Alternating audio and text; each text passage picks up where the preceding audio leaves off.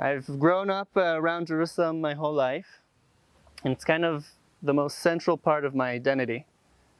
I grew up, I always knew, to me, this is the eternal capital of the Jewish people. This is where it all happened. And this is also the center, the heart of the nation and the country. And it also became a very strong part of my identity.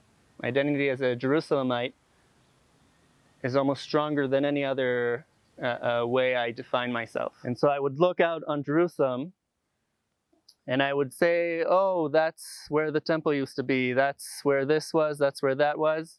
The Arab neighborhoods, the other, we might call it, was kind of just the other. And to me, it was always, I maybe knew in my head that obviously they also have a connection to the land, but to me it was always after my connection, or because of my connection, they also have a connection.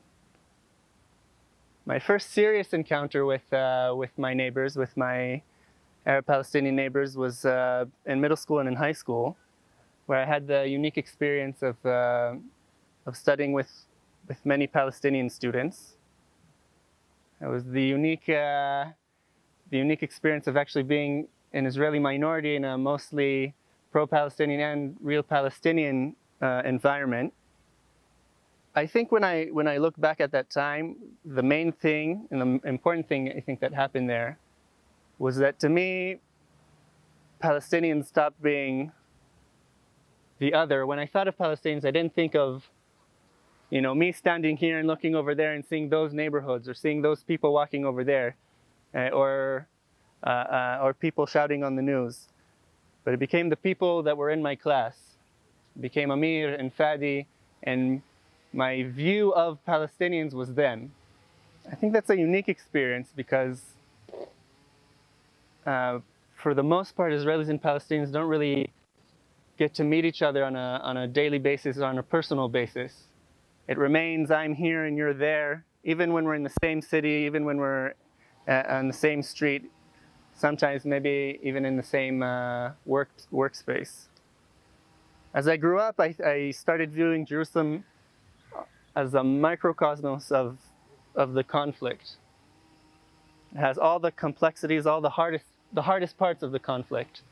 The meshing together, the strong connection and feelings and emotions and issues that everyone feels are the strongest here, and it all kind of culminates here.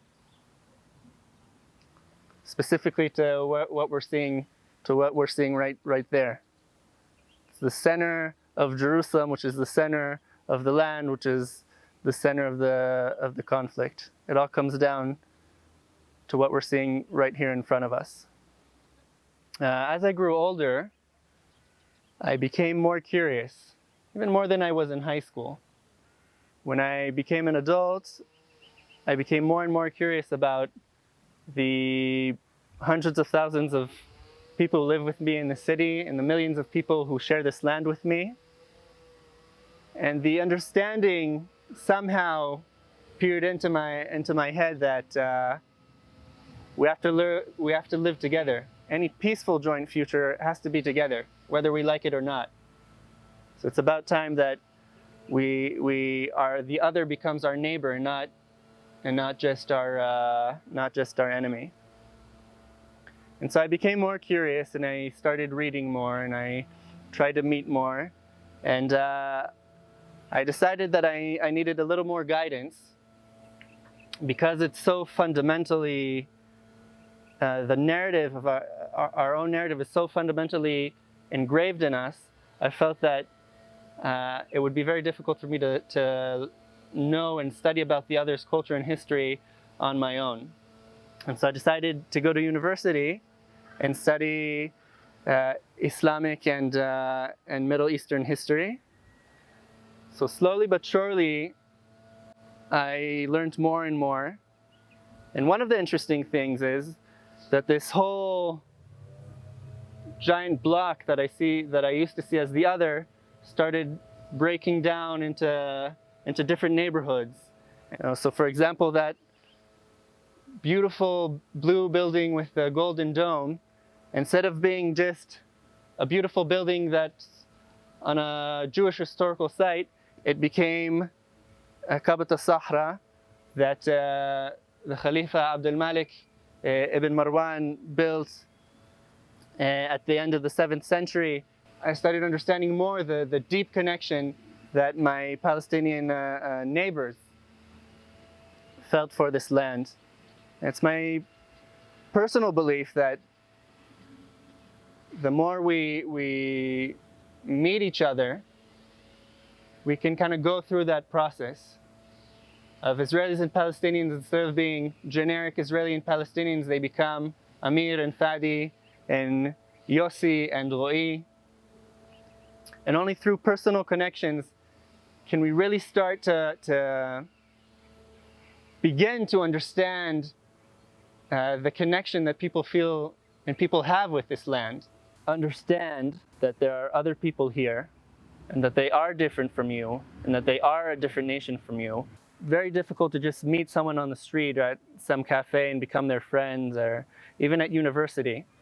You kind of have to really meet them. You have to have kind of a set platform, an organized platform. And sometimes I get discouraged, but I try to pick myself up and keep moving forward. I think that what we need to do is to build up a generation of Israelis and Palestinians that have personal friendships and personal connections with one another.